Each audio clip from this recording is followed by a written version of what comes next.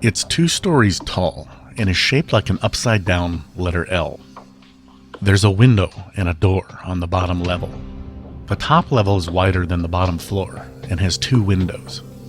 Beneath the right side of the upper floor is an open area below where things can be stored and protected from rain. In this case, it's where the garbage cans are stored when they aren't out on the curb for pickup. There are 2 boards missing on the upper floor. The paint is long worn from the wood, and the boards are a medium ashen color, typical of old barns in disrepair. Sitting outside below the window is an old rusted dolly with a metal bucket. I decide to walk into the bottom floor. There's evidence of mouse activity everywhere, and I can see an old cushion that the mice have slowly torn apart for bedding. There's an old metal truck lying on its side, and a naked Barbie doll on the cushion. On the floor, I find an old-looking plastic toy of a woman. She's wearing a green dress with a light top, and her hair is pulled up and back into a bun, her right hand in a pocket of the dress. The toy looks like a maid or a housekeeper. As I sit quietly in the old playhouse out back, I imagine Tammy and her brothers playing hide and seek, and the muffled voices of young kids saying, "You can't find me." I look along the walls trying to find scribbling or words Tammy may have written, and wonder what her message to us would have been today. But I don't see anything. Just worn wood planks and a few scattered toys amongst the mouse bedding.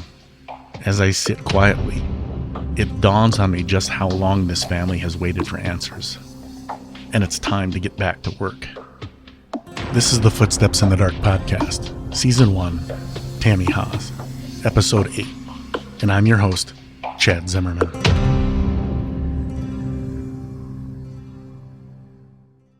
If you want to see the pursuit for truth in Tammy's case continue, please consider supporting us. You can do this in a number of different ways. First, you can join our Patreon site. This is where you'll find all of the in-depth analysis that went into our conclusions and lots of behind-the-scenes information. You can support us by buying merchandise, or you can donate. All of these options can be found on our website at footstepsinthedarkpodcast.com. And if you like the song by John Slap Myers, Tammy's Ghost, that we use at the end of each episode as a prelude to the next, please download it. It's just 99 cents and you can find it on iTunes. And as always, we thank you for your support. It really does mean everything to us. This podcast contains themes and language intended for a mature audience. Listener discretion is advised. In 2015, 19 years after the trial, and with no new leads, friends and family grew impatient and decided to take their case to social media via the internet. The hopes were that people would start talking about the case again, and just maybe, someone that knew something would finally come forward. Although the blog page was taken down, the Facebook page still gets attention and has been a landing spot for thousands of interested people, growing to more than 5,800 followers. Early in my research, this became the place where I could read about the case and follow the interactions of those interested.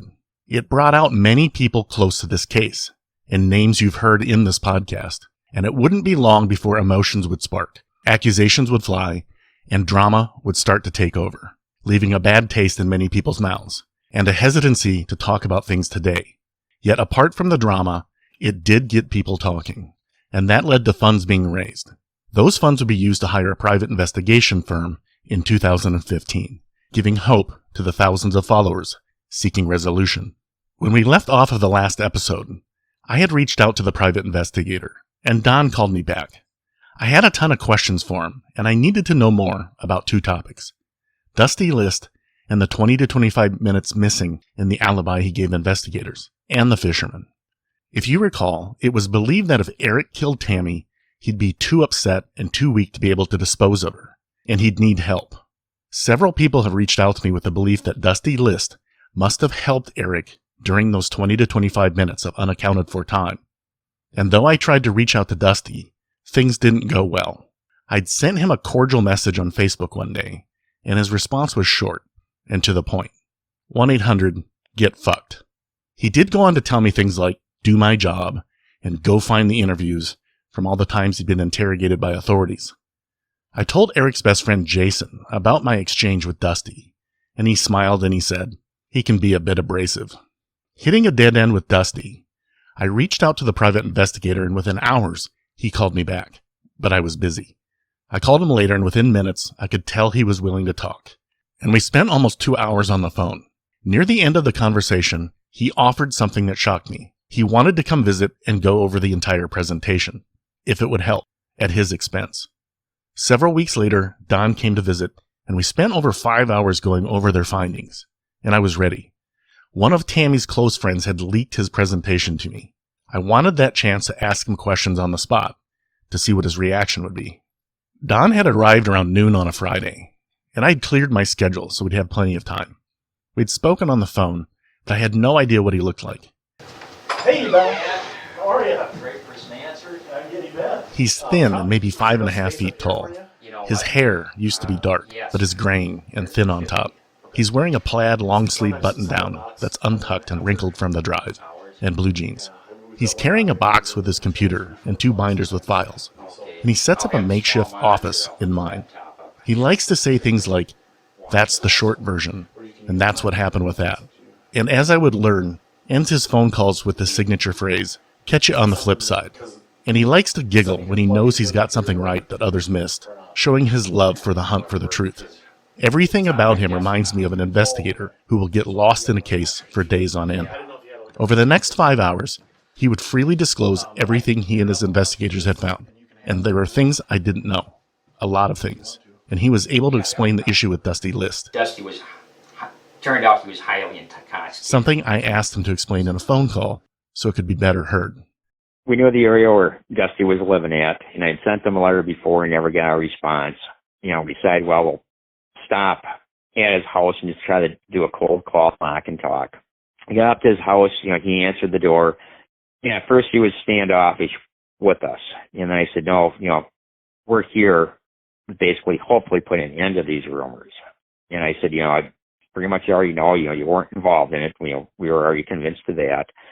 And I said, well, can you just maybe describe a little bit that night? And he said, oh, God, it was about 12:30. He said, I have told everybody I passed polygraphs and all that kind of stuff. And he said, it's been consistent that whole time. And, as far as midnight and get home. And then it kind of brought up, well, do you know anything about Kevin in your car? And you'd given him a ride up to Yankton. He goes, what? And I said, yeah. And I'd show him, copy of the report a little bit. And he said, you got to be kidding me. And he kind of laughed a little bit. And, he said, he started drinking earlier in the afternoon. And he said he was just tanked and doesn't really remember much about that evening, going home or anything like that. He said he couldn't even believe, that part of it. So it was a shock to him that, fourth person or the third person in the vehicle with him and stuff.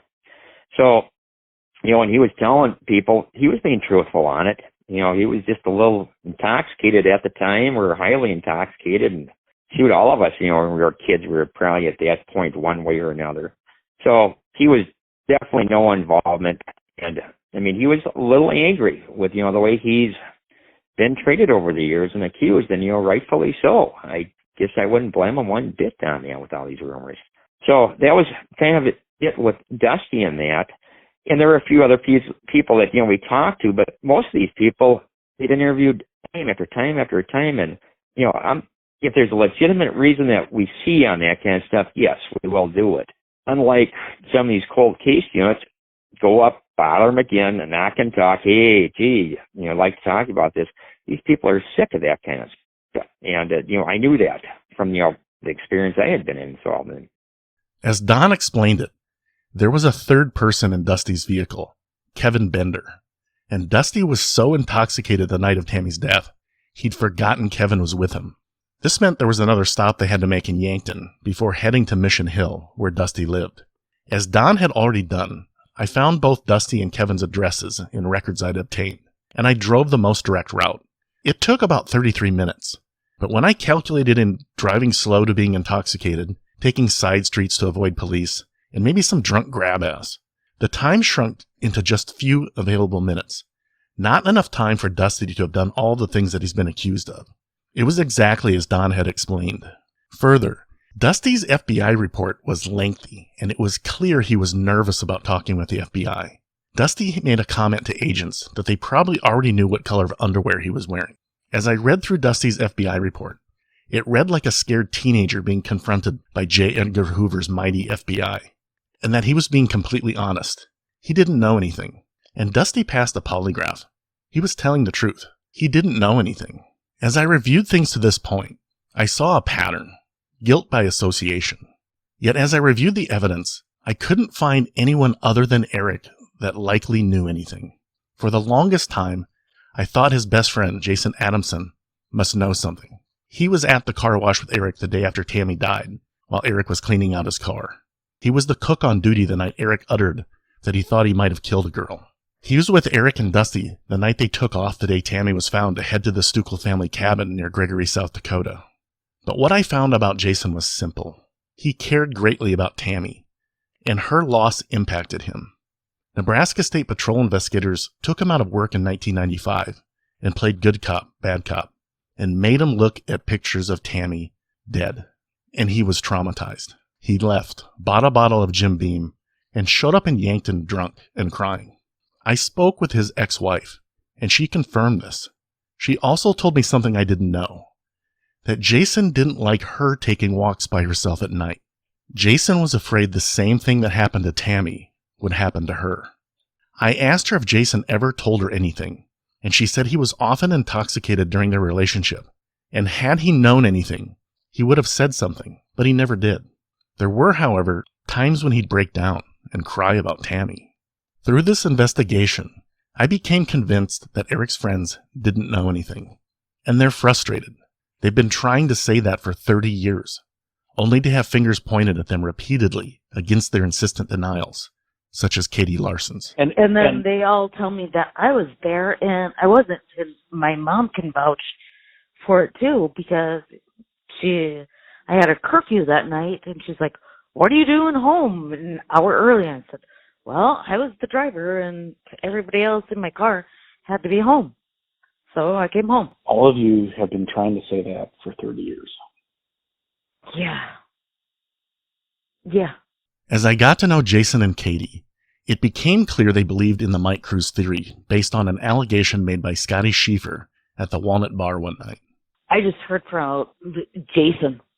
Jason told me he went into the Walnut? Yeah. And he sat out at the bar and said, "I just killed someone." But it was something Jason Adamson told me that made me think I needed to look deeper into the Mike Cruz theory. Now, I need to explain something at this point.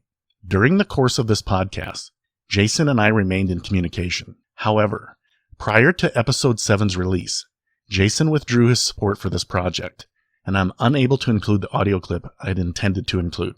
When Jason and I sat down to talk, he told me something that was shocking. He told me Eric was back in town visiting, and although Eric wasn't originally going to say anything, he decided to tell Jason something. According to Jason, Eric told him that Eric's attorney had told Eric that Troy Coulson had confessed to the state while in prison, and thus, in Jason's mind, 2 out of 3 people had confessed. But this didn't make any sense. If 2 people confessed, why hadn't law enforcement made an arrest? I reached out to former Sheriff's Deputy Shane Topel, who had started working for the Yankton County Sheriff's Office, and asked if he could touch base with law enforcement regarding this claim. I wanted to know specifically if Coulson ever confessed to the state while in prison. Hi, Chad. This is Shane. I looked into the reports that Troy Coulson had confessed to killing Tammy while he was in prison. I talked to some investigators who were on the case at the time, as well as some that are close to it, and there's absolutely no truth to that whatsoever. It didn't make a lot of sense to me that law enforcement wouldn't have followed up with that, had that been the case, and they certainly would have. The guys that I spoke to are every bit as passionate about this as you and I are. And, if there was anything like that, they absolutely would have gone full steam ahead with investigating it. But, again, there doesn't appear to be anything.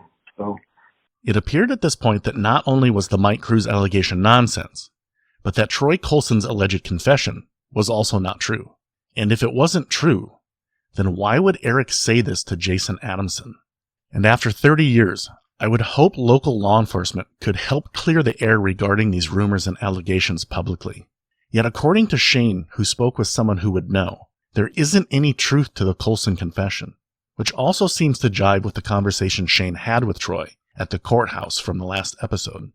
Troy seemed upset that Shane would even bring up such a thing, saying things like, "We grew up together, you know me," which is an awful lot like, how could you even think that was true? Little by little and piece by piece, what I had been told started to get crossed off the list.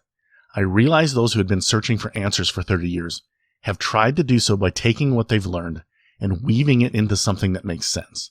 And this is just human nature. At times, I think we've all done this, and if we're honest with ourselves, we probably didn't get the answer right. Eventually, I was left with Eric and the fisherman, and one question I still haven't answered. Why were the fishermen dropped from the case? After all, while Jennifer Jones saw a sober Tammy, the fisherman saw a Tammy that fit her intoxication level the night she died, and this seemed promising.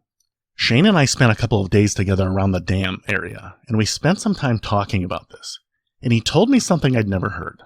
Law enforcement actually tried to reenact what the fishermen reported. In other words, they did take the sighting seriously. Shane told me he knew a female officer who had served as Tammy's body double and passed her information on to me. I gave her a call. Based upon my conversation with the female officer, it appeared law enforcement was focused on two things: Tammy's hair and whether or not you could hear a raised voice from where the fishermen were. If you recall, there were two details that seemed off regarding her hair. The fisherman noted sandy blonde hair that was down, while Tammy's hair was dark brown and in a ponytail that night, as stated by several witnesses who saw her at the coronation and at the farm, though Tammy could have taken it down if she wanted and put it up again later. Shane and I decided to go to the dam and make some observations. We'd spoken with a park ranger and they secured access. The area where the couple was seen is no longer accessible and is restricted behind a locked gate. We were able to get the gate open so we could stand where the fishermen had seen the couple. And ironically, a boat was trying to fish in the restricted waters of the spillway, similar to what the fishermen had done. Excuse me, boaters. You're in a restricted area. Please move on the other side of the Chalkstone Point. Thanks. As I stood where the couple was seen, I took a laser rangefinder and scoped the distance to where the fishermen were. It was 85 yards, a distance I'd been many times on the golf course, and never worried someone on the green would not be able to hear me yell, 4. However, golf courses don't have the sound of turbines on a dam to contend with. Since the park rangers wouldn't allow me to go where the fishermen were, so I could have Shane try to yell and see if I could hear it, Shane and I continued our conversation at the dam, where the couple was seen. It was during this conversation Shane noticed something. Because if we can get some kind of a measure of how loud someone's voice had to be, then we can, if it's true, right? Right. That it has to be at least this loud for you to pick up voices from over there. Yeah. Then we know what kind of conversational tone they're having, right? Because their initial reports said that it sounded like that they were arguing. They didn't think it was anything crazy, kind of a trouble in paradise kind of a thing, but there definitely seemed to be some sort of a heated conversation or something going on, which is the only reason why they probably could hear anything, right? If they could hear anything. Right. I have no doubt that if I raise my voice from that point, because I don't know what the distance is from there to there, it's under 100 yards. Oh, definitely. It's about 80 yards or something, I think. Yep. I'm trying to use my golf skills here. But I can't think I'd be. Okay, we just heard the slaps of that Yeah. second gull that went across, and we heard that from here. But this is a bowl, so we're gonna capture everything from there. An echo chamber. Yep. And so but what would they hear from down there? That would be what I'd be interested in. They seeing. never said they could hear what they were saying, just that they could hear the voices, though. They could hear, okay. Yeah, there was nothing descriptive about what they heard. There were pelicans right next to where the fishermen were, and when one would take flight, we could hear their wings hitting the water. And if we could hear that, the fishermen could have heard Ray's voices, just as their reports indicated. If they could be heard, then the only likely thing investigators got hung up on was Tammy's hair. She dyed it darker brown, and the fishermen reported her hair was sandy blonde to blonde. But it was a detail in the female officer's interview that stood out. They wanted her to have her hair down, yet her hair wasn't down when she was found. It was up in a ponytail, and several witnesses had noted they'd seen it in a ponytail that night. As for the color being wrong, it may have been as simple as this. By the time the fishermen reported what they saw, Tammy had been missing and had been found, and pictures of her from high school with sandy blonde hair had been all over the television news and newspapers. Memories are fickle, and if the last picture the fishermen saw was a high school photograph of sandy blonde hair, it may have polluted their memories. I went through the reports I had and looked for details that were focused on repeatedly in the interviews. It was the last interview of the brothers that caught my eye. Investigators used a Newsweek magazine cover from the December 21st, 1992 issue that had a photograph of Princess Diana on the cover. Princess Diana's hair is sandy blonde on the outer portions and dark brown closer towards the scalp. Investigators asked each brother if the female's hair was lighter or darker than that of Princess Diana's. One brother said it was darker, and the other said it was close to Princess Diana's. However, both brothers went on to say they were sure the person they saw that night was Tammy, and had done so on more than one occasion. I was still hung up on what the fishermen could hear, and wasn't 100% convinced. Although Shane and I could hear pelican wings hitting the water from 85 yards, discharge rates at the dam vary month to month, year to year. I looked up the USGS data for the Gavins Point Dam. As snowmelt and seasonal rains occur, water levels in the Missouri River rise. In order to control flooding, a series of dams has been built to control the flow of water. If it is a wet year, dams discharge more water downstream to prevent the overfilling of reservoirs. If it is a dry year, dams may slow down the rate of discharge, and the volume of noise at the dam is reflective of how much water they're releasing downstream. But what were the conditions in September of 1992? After some digging online, I was able to find the average flow rate for the night in question, which was just over 22,000 cubic feet of water per second. By looking at the historic average monthly discharge rates for the month of September from 1986 to 1995, September 1992's discharge rate was well below the average rate of 32,000 cubic feet per second, and was the second lowest discharge rate for any month of September between 1967 and 2006. In other words, in terms of noise at the dam, it would have been one of the quietest Septembers on record over a 4-decade span. If we could hear pelican wings hitting the water from where the fishermen were, they could hear a female yelling. At this point, the fishermen were the best lead in the case. I went back to the 7 reports I had from them. Since both brothers have been very hesitant to talk over the years, I'm not disclosing their names to avoid any undue attention for them. I'll refer to them simply as Fisherman A and B. Here's a quote from one of the last reports. Fisherman B went on to say that he had positively identified an individual in a photo lineup that was shown to him by Sheriff Elliot Ahrens of the Cedar County Sheriff's Office and an officer with the Yankton, South Dakota Police Department. Fisherman B stated he was positive that the subject in the photo lineup that he had chosen was the same subject that he had seen at the observation point on the night of September 17th. Investigator Hilligus questioned Fisherman B about the accuracy of his observation due to the distance of 150 feet and the light conditions at the time he observed the couple. Fisherman B hesitated a bit, but insisted that this was the same individual. End quote. Fisherman A would go on to echo the same conclusion. Investigators seemed to be questioning whether they could have remembered as much detail as they did, given the late night conditions at the dam. But why would they give up on the only positive ID of Tammy and Eric? It didn't make any sense. And there was one more detail I only recently discovered. The last time the brothers were interviewed was on January 11th, 1993. The very next day, newspapers reported a $10,000 reward had been offered for information in the case.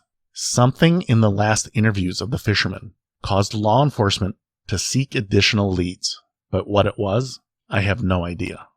But if the fishermen were right, and Eric and Tammy were in that area, then the chances they ever made it back to Yankton that night become exceedingly low. But why did they end up at the dam? Was it because Tammy's pants had become saturated with urine when she sat in the car? Did they pull over so they could dry the seat and take a walk to dry her pants? From conversations I've had with others, this area was a common spot for both of them and would have been a familiar place to stop. And if they'd spent enough time out of the car, this may have allowed the urine on her pants to dry, making transfer of urine onto Eric's trunk mat more difficult, something Dr. Rena Roy even addressed during the trial, and now was starting to make sense.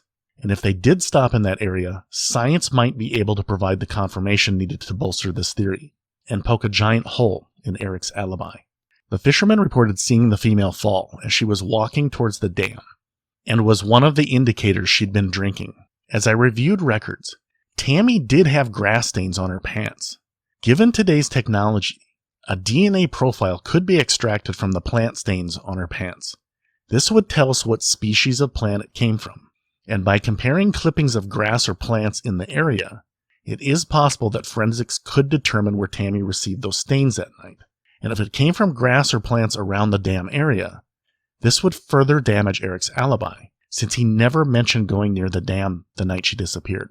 Although a long shot, it would be similar to the genealogical DNA they're using today to find killers decades after the fact.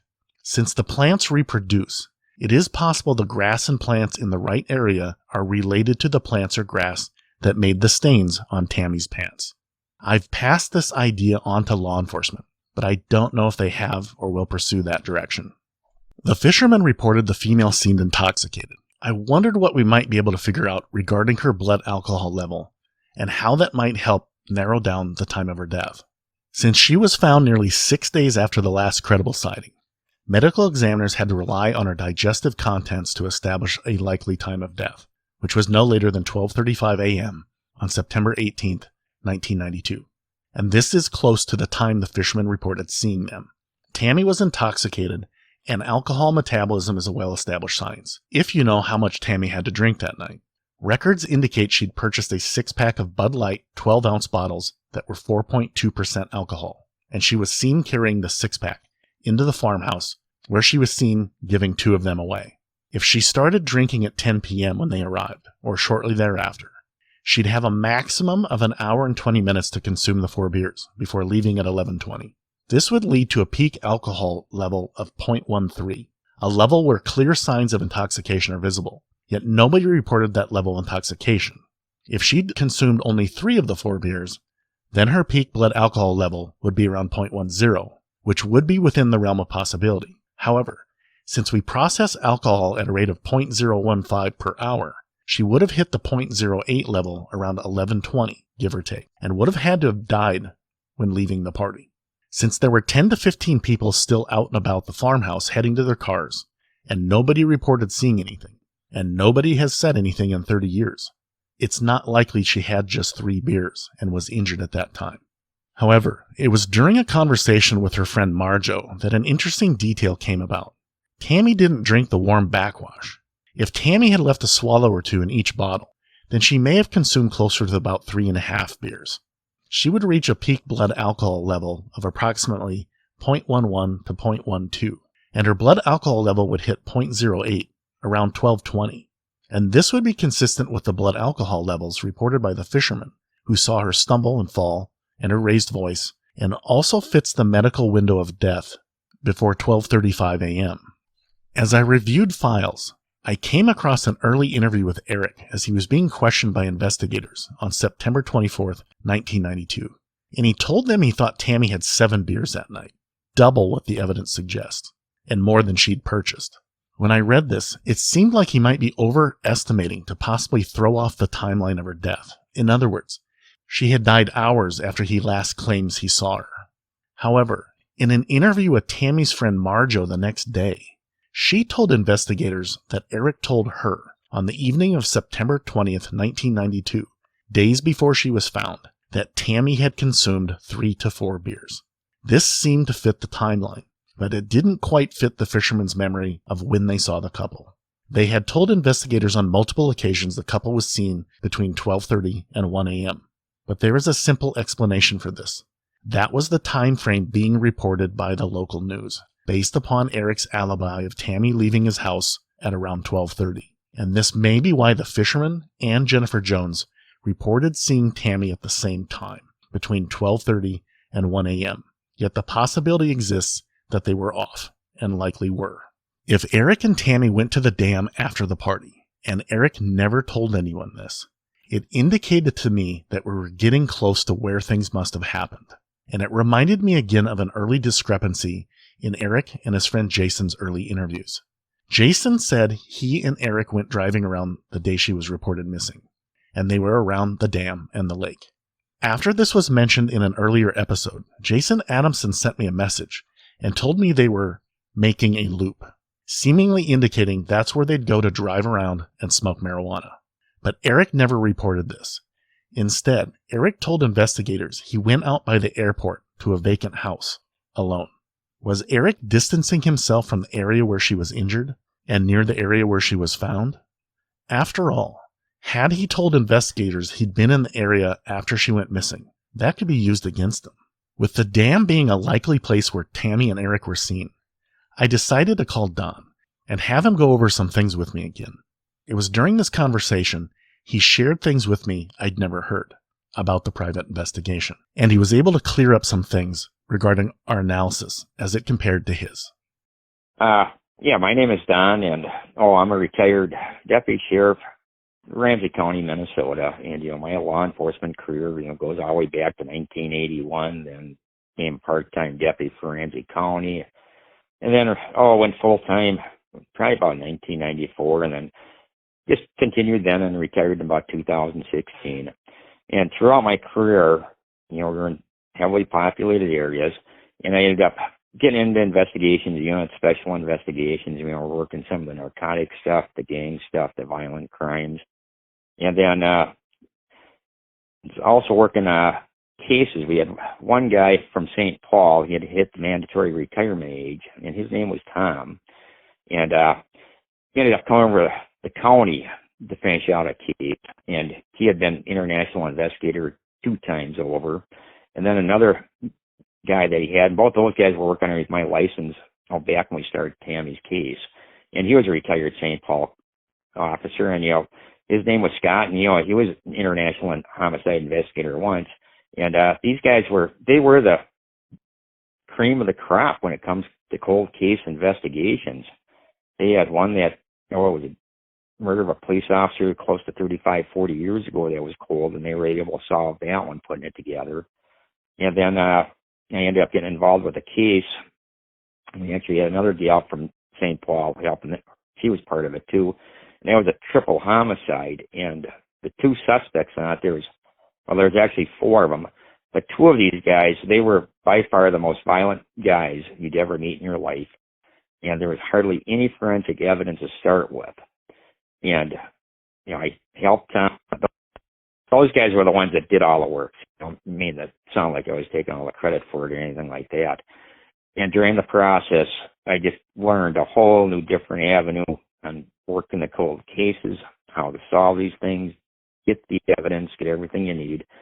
And, when you start looking at these classes online nowadays, they don't teach you the right way of doing stuff. Same with a lot of these other classes, people attend them for the 2-day training and, think they're the cold case investigators. And that's not the reality. It's a different world on that kind of stuff. And, one of the most common things is when you go back years, the first thing they always say, well, go out and re-talk to people. When you start re-interviewing people, most of these people have already been interviewed time after time after time, and they get sick of it and stuff. And if they would have came up with anything new, they would have come up with it, 20 years ago or whatever. And what you really have to do is start from scratch at the case and look at everything, see if anything got overlooked accidentally. And with the technology nowadays, you maybe shift it and start using that to your advantage again. And one of the common things is when you get in some of these cases is everybody's focused on the interviews. Put it out on a tip line, wait for the phone call coming in, maybe go talk to some, jail schlunk that's, been sitting in there and stuff that wants to make a deal. You're going to be getting bad information off of that kind of stuff. So you really have to find out what's out there, what you're looking at. A lot of times you're looking for the unknowns and finding those. And, with Tammy's case, for an example, here we were looking for objects more than anything else is how that one started out. But then also my career, one of my bosses I had for a number of years, he was a retired agent from the FBI, and he was a special agent in charge for years. And then he ended up coming over the county, and his name was Nick, and he went all the way back in the 1960s and stuff, and he's been involved in the D.B. Cooper case. He was the big one inside of that, and it still comes out every now and then. So the people I worked with and learned from, I mean, I had excellent teachers, mentors, to work with, and those years I worked with those guys, it's just nothing compared to what you can get in the real life or work in a squad car or anything like that. After telling me about his background, I asked Don to give me a rundown on how he got involved in Tammy's case and to give me some insights on how the process was undertaken. I got a phone call, I believe back in 2015 by the name of Daniel, if I recall right, and he was from the Justice for Tammy Haas. And I talked to him for a little bit on the phone, and he inquired about it, and I basically said, we're not going to do it for a third-party group or anything like that, because, the last thing we're going to do is get involved in a case where specific people were requested to be interviewed, and, we weren't going to get involved in any of this rumor-type stuff or anything like that. And I told him, I talked to Nancy then. I wanted her approval, and it'd be directly from Nancy and nobody else. And then I ended up talking to Daniel a little bit later on a conference call, and Marja was on the phone too, if I recall right, that day. And they gave me a little bit of a background on the stuff. And then they said that, they get hold of Nancy, and then I got hold of Tom and Scott to see if they were interested in, the case. And because our thought process was let them review the reports. If they find anything, then, let local law enforcement or whoever just bring it to their attention and help them get going in the right direction. I mean, that's all that was. None of us have any egos or anything like that. When I talked to Tom, I brought up Tammy's case, and his first words were, I remember that case. And now Tom, he's got to be about 80 years old, probably about 75 back then, or a little bit younger than when that came up. And he said, yeah, that's that girl and stuff. They were car surfing and that kind of stuff way over there. And he brought up that he was part of a task force with the FBI back then, not connected to the case, but became familiar with it. And my first thoughts were, Jesus Christ, Tom, you're already tainted on this thing, but no big deal. He said that, he'd make his contacts with the FBI, who he still had out here locally, and see if we get the reports. And then I went out and met with Nancy just to get her approval on this. And I just wanted to make sure that it's something that she wanted. We're not doing it for a bunch of other people. So when I got out there, a person by the name of Gary out there, who's been involved in the case for many, many years, and another one by the name of Mark. And he wrote a book and that kind of stuff. There might have been maybe one or two other people there.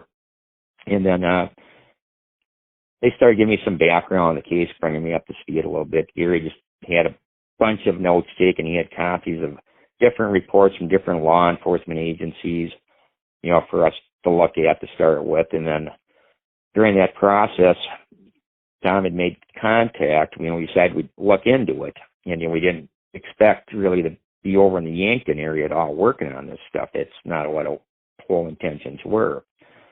So got back to the Twin Cities, and I started going through it, started looking at newspaper clippings, and they were coming up with broken neck, this, that, everything else. And it was just a whole bunch of different rumors in that. And when I met with Nancy, her purpose was to go, number one, there's a lot of rumors going on, and there were multiple ones, ranging from car surfing to falling out a window to people, beating her, all that, everything was out there. It was just one thing after another, after another, after another, after another. And then there was about one person or group of people here, there, that, all right on down the line. And there was other people, they were involved that it was just a full list of people. And the whole object is to narrow it down. Was this person involved or not? Was this group of people involved or not? Or, what happened on it? And I even told her from the get-go, you're going back 23 years, you're not going to be getting all the information. And then they were also asking about the criminal charges and stuff. And I said, check into that. That'll be one thing we looked at. And when I got back to Caesar, I also learned that, one person had already been charged and acquitted in Nebraska for manslaughter charges. Well, based on my experience and stuff like that, once a person's acquitted, they can't be recharged with a crime. And then from that point, Tom made his contact, and I think he had contact with the agent that was in charge of it over in South Dakota. Some communications were, we'll hook up with you guys, that kind of stuff. And that process dragged on and on and on. And then finally it got to the point where, I basically said, screw it, we're going to have to take the information we got to work with. We're coming up to the winter months. We want to get out there and see the areas. And actually, prior to that, Gary had taken me a couple of locations too, which was real helpful on that, just get familiar with it. So went over there, started taking photos of like the Pizza Hut, taking the routes, taking the information we had to work with, and the best we could on it, figuring out who everybody was involved in it at that point that, they had questions on. And then getting familiar with like the Stevenson farmhouse, where the Pizza Hut was, where Eric lived at. And we started establishing driving routes, with different people from, as far as timelines go, with, when some people had reports that Gary had or something like that when they left the place. We started focusing on getting those numbers put together in anticipation that we'd end up getting the reports, because we were looking for the reports going all the way back to, whenever the case happened. I can't recall, was it 92? So we were looking for reports going all the way back to 1992 is what it was. And we already know that rumors escalate over the years and they run rapid. And we were looking for the original crime lab reports, the autopsy reports. That was the data that we were really looking for, and what the first statements were people gave to law enforcement that I interviewed. And that's really the starting point on this. Information nowadays is so far outdated. Memories change, especially when you get a traumatic event. And I had one case, for an example, where it happened 30 years ago, or maybe about the same time as Tammy's did. But there was a couple of girls, their father died, and the information I was getting at that time is entry room from the gunshot. We came in from the left side to the front and then ended up coming out towards the right shoulder. And when I got those medical examiner reports, autopsies, it was just like night and day. It was only in and out upper chest, about 3-inch difference. And that was coming from a truthful person that, started the stuff. I think it was the mother or the sister that found him deceased in that. But that was her memory, and just every time it's relived, it just gets worse and worse and worse. So that stuff is all taken into account. So at that point, it started going through the timelines. Person of interest was the fisherman, from the start. And, we're going to look for people that maybe have information that should be maybe re-interviewed. You don't want to start bothering people again where they've given statement after statement over the years.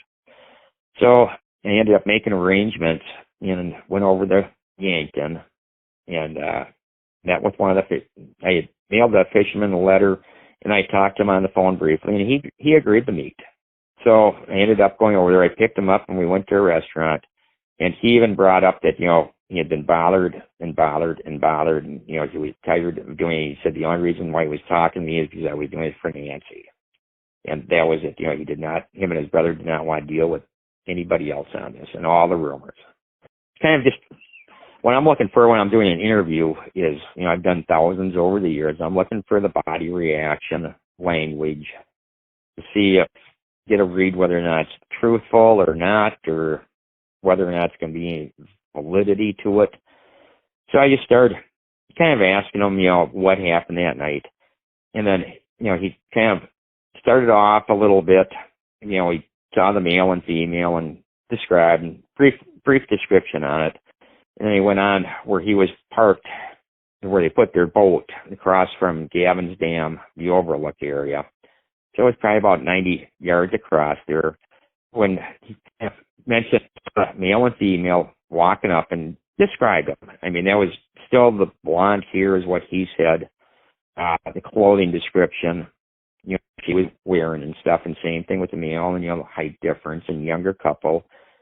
Then he said what caused attention was that, it looked like the male was going to, more of a violent assault at that point. It looked like he had lifted her up and he was going to throw her into the dam, and that's what caught their attention and stuff. And they were worried about how are they in the rescue in that. And I thought, well, the way he was describing it, because, it was almost physically impossible for somebody to lift somebody up that high. And I'm thinking, okay, this guy's full of shit. Kind of where I was at that point. But then he started going back on how they observed them walk and went into the descriptions a little bit more with them and stuff.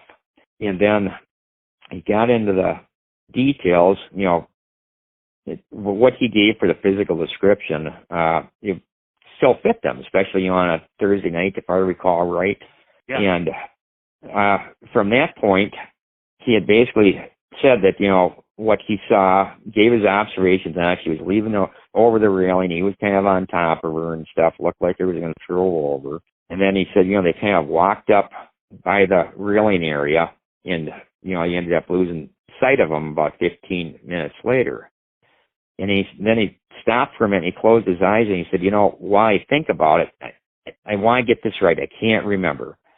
But at some point she fell down. He said he couldn't remember if it was when she was walking down there or walking back up. And so that kind of caught my attention a little bit. And then I asked him, well, did you see any cars in the parking lot? And he said, no, nothing at all. There were no parking lights, no cars, no car doors, no sounds, nothing like that. And I thought, well, okay, good chance that, maybe they were there that night. And then I asked him, well, what time? He said, well, it was about midnight. And the timelines I had before that, I was going off the medical examiner stuff, and that had to back it up maybe about 11:30. And I think maybe he mentioned that was maybe 12:30 or something when he saw it. And I said, well, is there any chance that it could have happened a little earlier before you guys got up there? And he paused and said, wait a minute. Yeah. He said, the way it was is he described they were probably lived about an hour away, and him and his brother worked at a loading dock down there. And he said that they worked the afternoon shift. And he said that they had a deal with their boss. As long as all their work got done, they would get paid the full 8 hours, and they'd take off whenever they wanted to. And he said him and his brother, they would bust their butts to get everything done, get the trucks loaded. And he said, yeah, there would be times that they'd be done with their work in 2.5, 3 hours, and then head up to the dam to go fishing. And so he said, yeah, easily they could have been there an hour earlier. So I thought, okay, well, maybe there is some truth to this. And then he started going through and went through it again, the scenario that happened. He said, as they were walking away, he said, they disappeared. And then it was about 15 minutes later, he saw the car leave. And I questioned him on that. And he said, well, how do you know the car left? He said, well, no, I didn't see it all. I saw the reflection off the treetops. And he said, I could see it backing up and then turning a little bit and then getting on the road and, nothing else. I didn't see any taillights or anything like that. So then I asked him, well, can you kind of describe the movement on it? And he closed his eyes, and I could tell that he was concentrating hard on this. He said the headlights were pointing south. And he said, the vehicle was backing up because you'd see the reflections, going from the south towards the west a little bit, then towards the dam itself, then kind of straight north. And then he said the headlights went towards the east, and then they lost sight of everything. And just the way he was describing it, really caught my attention on that. And because I had worked years ago, I worked the river and water patrol unit for the sheriff's department, and I had been on the Mississippi River and stuff, so I knew exactly what he was talking about. It's not like the whole tops of the trees are lighting up. It's just that area gets illuminated and starts moving, is what he was talking about on that. So that kind of caught my attention a little bit. And then we were figured, okay, we got a lot of the material that we needed from, timelines is what we were looking at, start working with. And we were still waiting for the reports, hoping to get them in Minneapolis and start going through that stuff. Well, in the meantime, I think I had maybe another meeting with Nancy. I can't recall, but I was over there. Well, after I talked to him, I know I stopped by her house. Anyways, a couple of people I had to talk to was going to be this Daniel. He was a little bit right around Eric's age or a little bit younger. And Marjo was another person. And then Mark.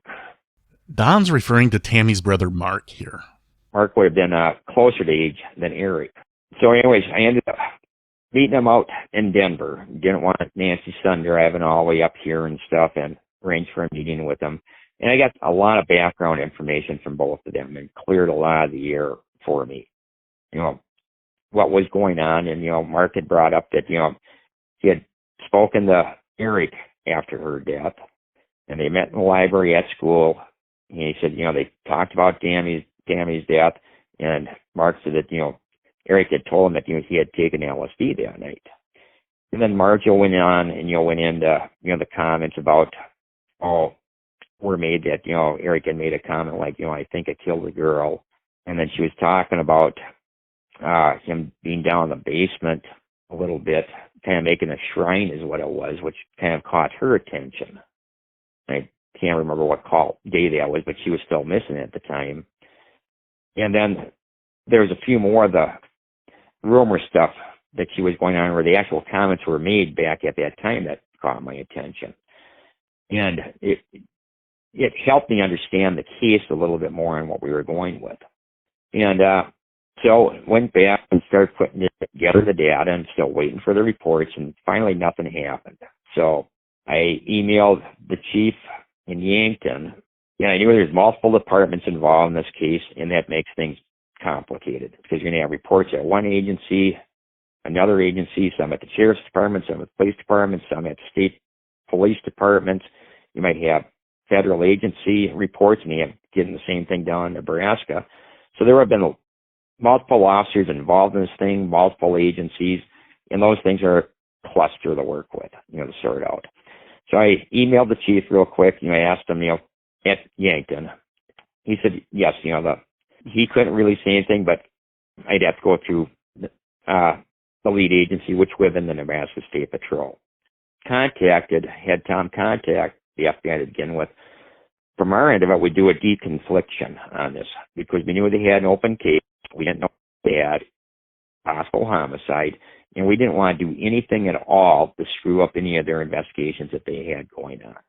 So that's one of the reasons why I reached out to the chief and then down the state patrol's office at the attorney's office itself. And then I got a response from them, yes, as long as it's for Nancy, feel free. It's going to take us about 3 weeks, to get everything up there. So I ended up making the trip down there, and I knew I'd be down there for a couple of days going through reports because I've seen these boxes of stuff before and been through thousands of reports over my time. And back then, we didn't have the high-speed scanners when I was down there, and they charged per page. And they were actually kind enough after the fact not to because it was for Nancy, and that was the purpose for it. So when I got down there, they had 2 boxes, if I recall right. And the gal said, there's nothing with the actual physical evidence as far as autopsy photos go or the actual crime scene photos that I was hoping to go through and stuff like that. She basically said, this is what's here. She had been through it, was unorganized, and she says, it looks like people have been through this before. And I basically said, no problem at all. And they let me sit there, go through the reports, and they even kind of took a little bit of an interest in it and stuff too, looking at it as I was going through. And I started looking at the first set of reports, and as I started going through them, it was kind of like a WTF as I started going through more and more of these reports. And the reason is because what the original reports, they were done way back in 1992, and shortly after that, it was from night to day with what the rumors were going around. I mean, the rumors going out there with the violent assaults, all that kind of stuff, none of that was true back in the original reports. And I started looking at the stuff closer, and I came across the fisherman's report. And their first reports were, is the difference on that one was, is they actually one fisherman, he recalled that day when he was talking to investigators, and they actually made the phone call into it because they saw the missing person or part of it, or the murder or whatever you want to call it, in the newspapers. And they started thinking, well, God, maybe it may have been that couple up there and stuff. That's what caused attention on it, so that's why he called on it. And when he was interviewed, he brought to the officer, who was interviewing him at the time, or an investigator, that the day that they were up there was the day after he had gotten off probation. And that's how he remembered so well. And then he went into details how him and his brother got up there at 6:30 in the evening, launched their boat, fished for a while on the river, and then, if I recall correctly, it was probably about 10 p.m. is what he thought when they went up by the dam itself and tied off, and then walked up that rock pile a little bit, because that's where I think was all the walleyes where they were catching or something like that. And he said, so they were there, and then he said that a little while later he saw a younger couple and he recognized them, and in the report said, they appeared to be intoxicated, both of them, and described them as far as approximate ages, him being about 4 inches taller than her having the longer blonde hair.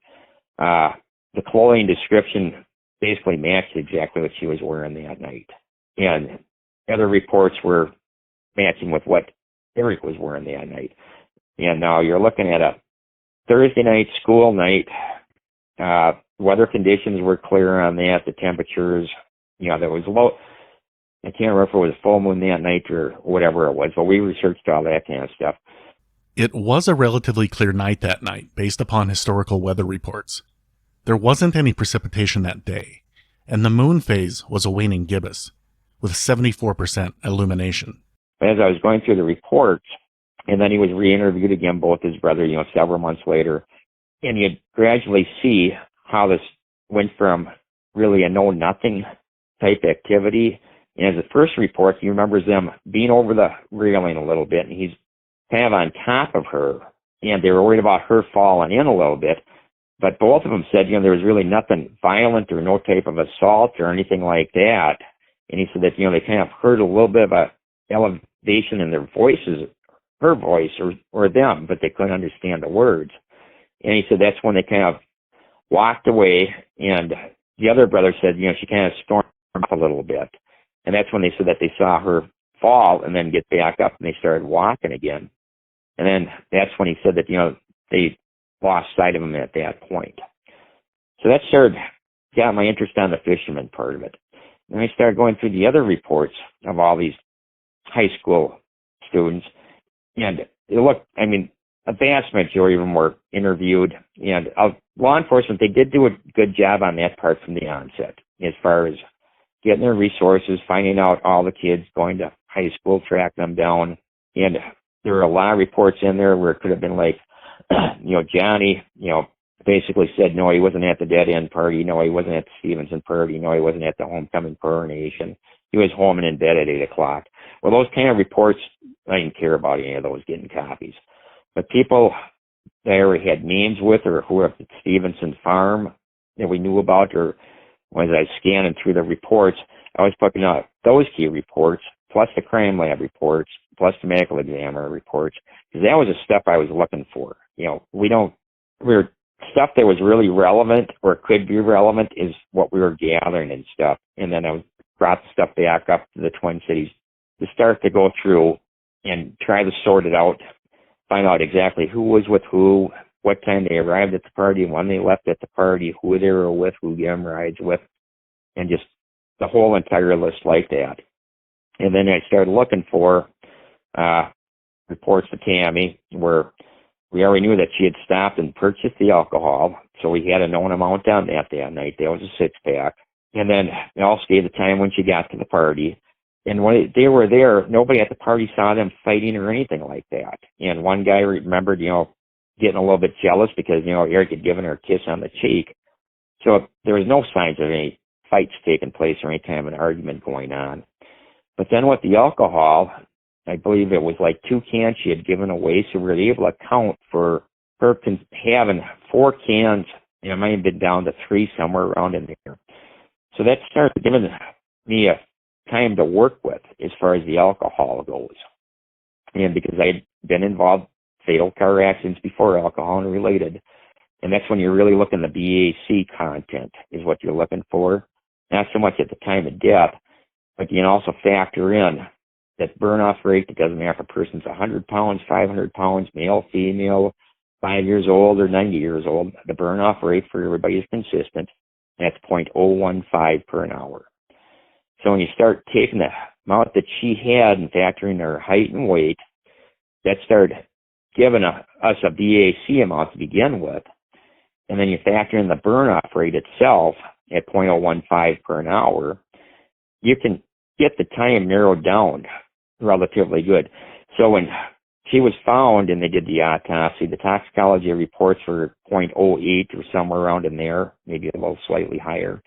So that stops. That's consistent at the time of death.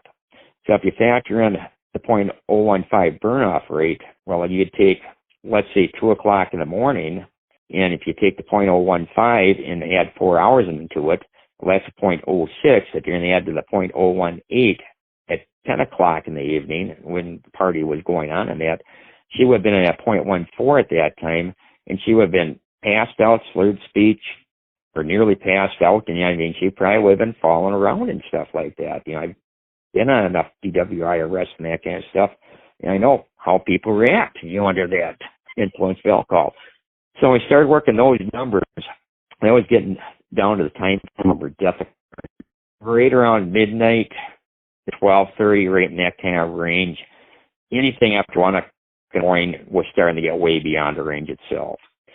And then the other information we had in the medical examiner report is, or maybe that might have been maybe a pre-trial or something where that information came from, was the medical examiner had her time of death no later than 12:35 a.m. in the morning, and that was based on her stomach contents. So that was kind of giving a good guideline on that. And then the livor mortis is what I was looking for too on that. And livor mortis is the pulling of the blood in the lower parts of the body and stuff. And that starts setting in anywhere from 20 minutes to maybe 30 minutes tops after somebody has passed away in that. And then you can tell if a person has been moved from one location or another.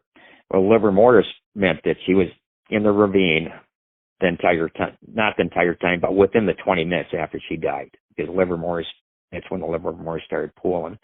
So had she been in a vehicle, trunk, rolled over, let's say up in Yankton or anything like that, the amount of time we started driving those routes coming down, getting the timeline, there would have been other livor mortis present on other parts of the body. This is an important point Don made. When someone dies, blood begins to pool towards the ground. If a person is on their back, the blood will pool towards the back, causing discoloration. Areas of pooled blood begin to set within 20 minutes or so. Thus, if a person dies and is laying in one position for a period of time, then moved, the pattern of discoloration will not match the position the person was found in. When a pattern of livor mortis matches the position they were found in, it is usually concluded the person died where they were found, or they were moved very quickly after death. In Tammy's case, the livor mortis suggested her death did not occur in Yankton and had to have happened near where she was found. Otherwise, the livor mortis pattern wouldn't match the position she was found in.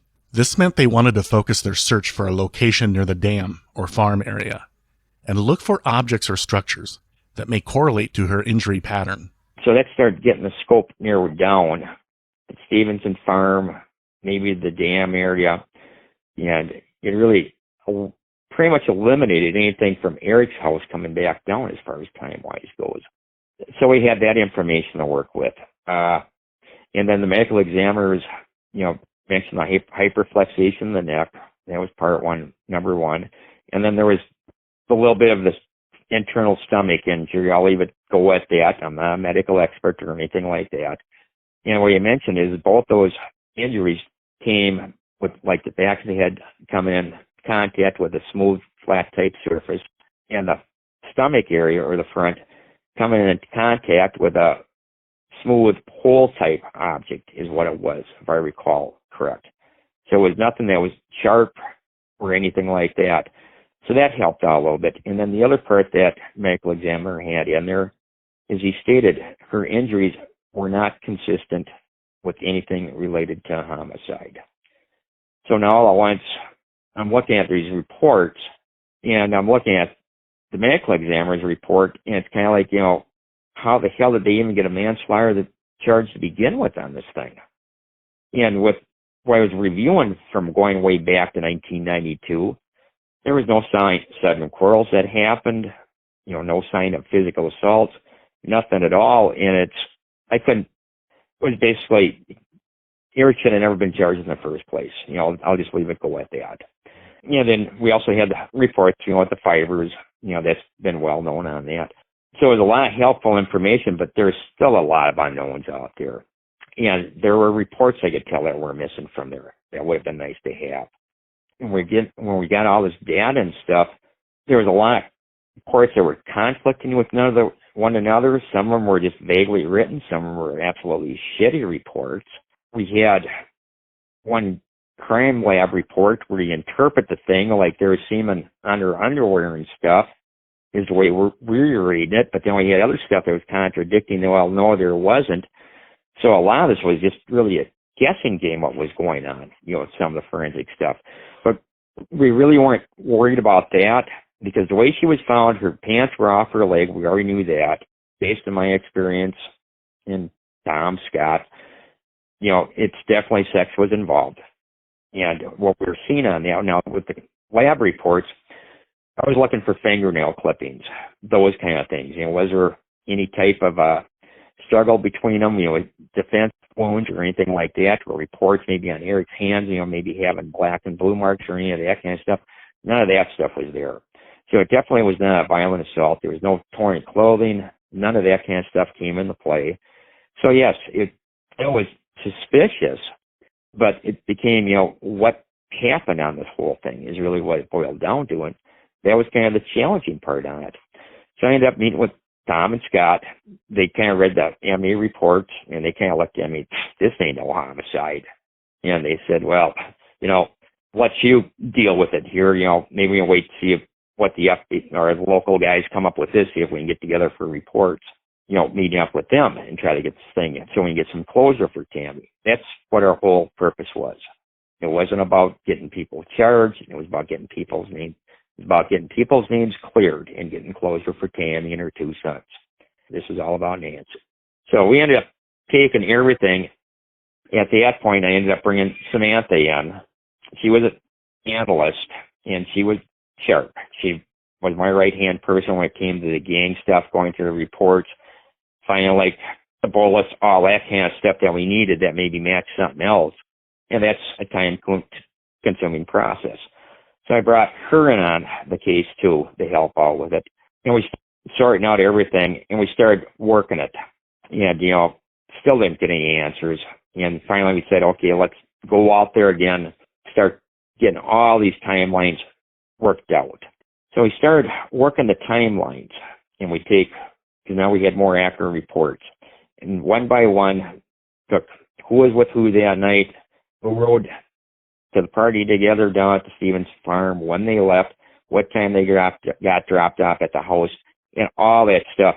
We physically drove it, and everything matched to what the kids were saying in their reports. And every single one of them were truthful. So that's where we were looking at on it. And then we got to Eric's, and he was polygraphed. People say he was failed. He might have even said he failed it. That wasn't true either. His polygraph he was deceptive in it, which means there are some things that got changed, weren't exactly the way he said it was, but then some of the stuff is also truthful. So we started looking at that, a little bit closer as far as that part of it goes. And kind of in a whole nutshell, we ended up getting it narrowed down with the alcohol, all that kind of stuff. So these people that were throwing out the rumors that Nancy wanted answers to, where she, stopped at the store, this and that, went by somebody else's house, was picked up. 1 o'clock in the morning, none of that stuff could have happened. I think Gary might have maybe given a couple of receipts or something like that. And that wasn't matching up with the convenience store's story anyways, because there was two purchases within a little bit. And we just kind of set that one aside. And we even so much worry about that. It was more or less either receipts were off at the time or the incident didn't happen that night if the receipts were actually accurate. And what she saw was the night before when she actually thought she saw Tammy, or maybe a few days prior to that. So that whole component was eliminated. Everybody else after that was eliminated. I didn't care what anybody said as far as the rumors go. It's not going to be true. Those facts were right there. So now we head down to the timeline, and we started working that angle on it and stuff. And then we started reworking the dam area. And myself and Samantha, we were trying to figure out, we ended up looking at that angle from where the fishermen were looking at, because they were about 40 feet lower and probably about 75 or 90 yards across from the area. And you have to take into account you have darkness out there. It's not well lit. So your depth perception isn't that well. So what they were probably seeing at that point, what it looked like was violent, is as Tammy and Eric were walking up to the railing, because it was only about waist high, they were seeing it between the bars where it looked like it started out at their neck to begin with. And as they took a few steps closer, as they're looking between the middle railing and the top railing, all at once it looked like he physically lifted her up. And she was never really in danger at that point at all. What Don is referring to here is the height of the railing at the overlook point at the dam, as it relates to Tammy's injury near the small intestine. Since the fisherman indicated the female at the dam was leaning over the railing with the male behind her, then the female stormed off. He thought maybe the male had pushed against her or something, causing that injury and the reaction of storming off. And our thing was looking for objects, looking for things that happened, eliminating people's involvement, trying to exonerate as many people and get the end of the rumors and stuff. And that's what Nancy was looking for. And she was looking for closure. It's not, and she saw it too, where these innocent people are getting accused of. And with her, it was kind of like every time we seemed to get her in the direction that we'd get her back down a little bit. A couple months later, some of the conspirators would get in her ear again, and then she'd get back to the way it was before. And my read on Nancy was, with my interactions for her, is it like every time we started getting to the top, it was like she was going back reliving that day. It was kind of like the state of shock. She'd kind of be like in a trance at times. And I was getting a real good read on that. And it's like, she's never gotten out of it. And I don't know if she ever will. I mean, that's the reality of it. And then when me and Samantha were out there, we were in the area by Dan's Dam at that point. We started looking at the height of the railings, and that was matching up, with the height of just above the waist and stuff, which was about the same size. And actually, I think that last fall I was out there too, and we looked at it also. And then we started walking towards that area, where we saw the headlights and stuff. And I started thinking back to, what the fisherman said on that as far as the reflection of the headlights. And we started walking towards that area. And as we got to the area and we spent time looking at it, we were trying to figure out with the reflection of the headlights to begin with, how one fisherman could actually see that reflection that way. And then finally, it dawned on us and then found the area where we were pretty well convinced, where it showed us where the main injury was to the back of the neck. What happened to Tammy the night she died, and where? On the final episode of the Footsteps in the Dark podcast.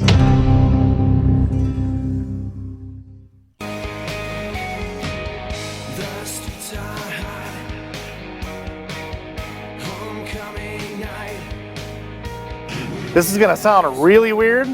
I'm producing a podcast that's a true crime podcast that involves one of these. Yeah. And so I've been trying to kind of find one around the same year, It involves having possibly put somebody in the trunk of one. And he did volunteer some information on lights in the trees, though. Car lights in the trees. And I just couldn't quite, I didn't pursue it any further. Yeah. Because it just didn't really. And Don said that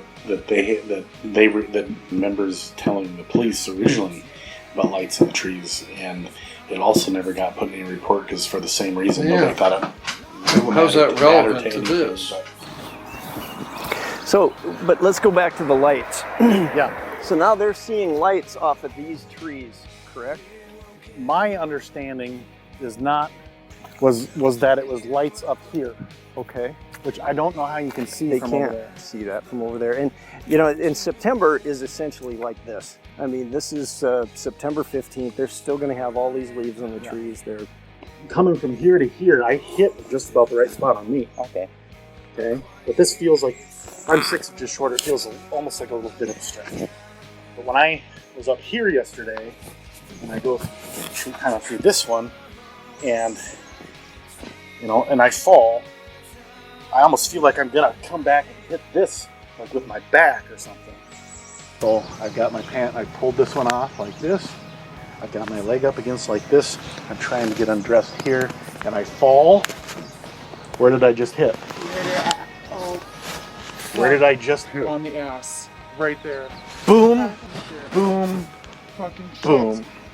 I mean, it's almost mind-blowing how far you've gotten.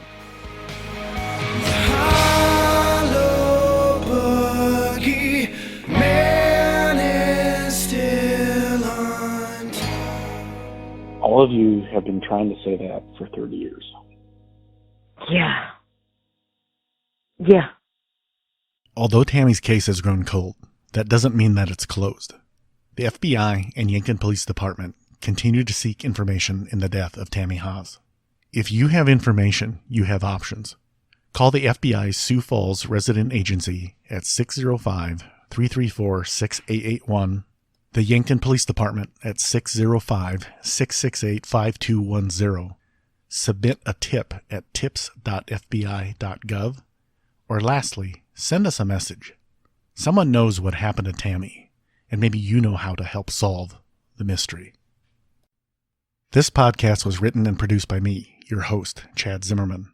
The song featured in the trailer, Tammy's Ghost, was written and features John Sapp on vocals, guitar, and bass, Matt Gedney on guitar, Adam Jones on drums, and Laura Egan and Carl Graber on horns.